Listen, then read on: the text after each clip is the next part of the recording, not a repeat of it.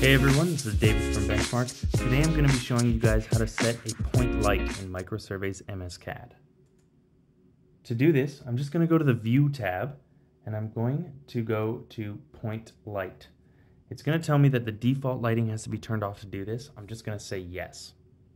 Then I can either type in a coordinate for my point light or I can click anywhere on the screen. You can see it drops my point light there and all the lighting on all my 3D objects here has changed. Now I can add a second point light, and when I do that you can see all the lighting change again. You can see the faces there got very bright and the tops got very dark.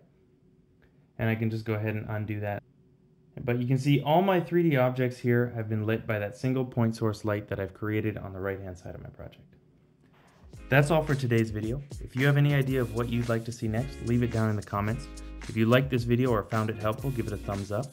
And subscribe to our channel if you want to see all the videos that we have on the way. If you have any questions, feel free to give us a call at 1-888-286-3204 or visit us online at www.bench-mark.ca. Thanks for watching. Have a great day.